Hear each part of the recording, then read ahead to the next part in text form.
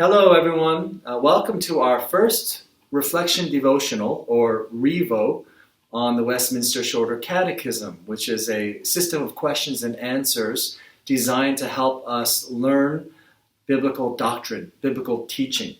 And we're doing this on YouTube because right now we can't meet together because of this COVID-19 season. But my hope is to continue this on YouTube, even when we do start meeting together. I want to hopefully continue this through the entire catechism so that we could have a way to really get into this doctrine, not just in a way where it's just here in our heads, but where we can internalize it and really cling to these truths. So let's go to the first question, which is probably the most well-known question of the Shorter Catechism, which reads as such: What is the chief end of man? Man's chief end is to glorify God and to enjoy Him forever. The question is asked, what is the meaning of life? What is the meaning of my life? What is my purpose? What is my end? And as we go through life, we put ourselves to different ends. We answer that question differently. For some of us, the purpose of our life is going to be romance. We want to find a significant other, and in his arms or her arms we'll find our meaning. For others, it goes even beyond that, and their end becomes family, and what a wonderful calling that is, to be a husband, a wife, and then a father and a mother, have children, pass on your heritage. It's a wonderful end. And still for others, they find meaning not in family but in their work, in their job, and that's where they can make a living for themselves, make a name for themselves in a field, make money. And still for others, those are important, but really what life is all about is leisure, recreation, having fun, having a good life, having a fun life. And those are all ends that we live for. And the catechism question is asking, well, what is the chief end? What is the chief end? What is the top end? What is the primary, the first end? That word chief. Here in Kansas City, you like that word because your very own Kansas City Chiefs are on the top of the football world.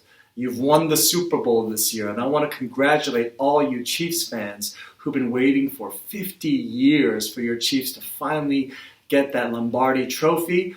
In that same period of time, the Denver Broncos won 3 Super Bowls, but who's counting? Anyways, the chief end of man is to glorify God. And so does that mean, we kind of put God in this list and then we focus on that and none of these matter, we erase these?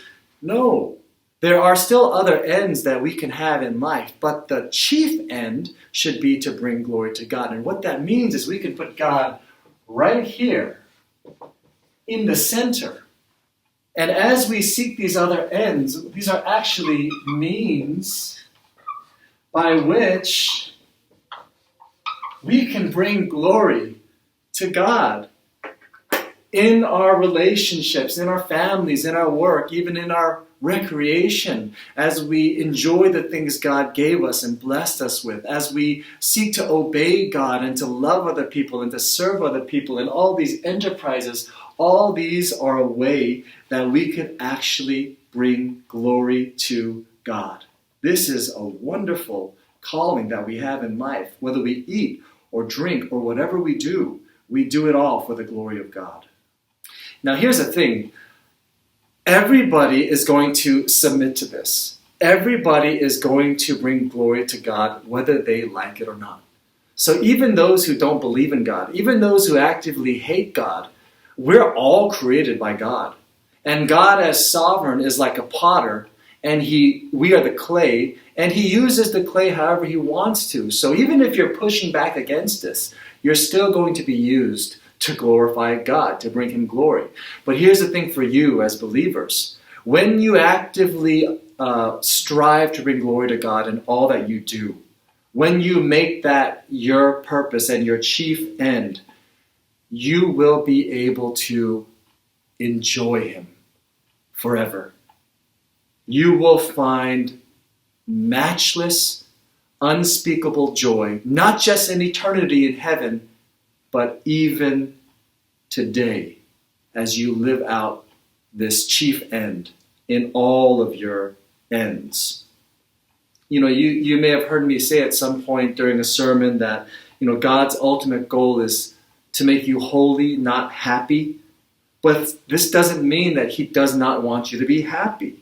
He wants us to live with deep joy.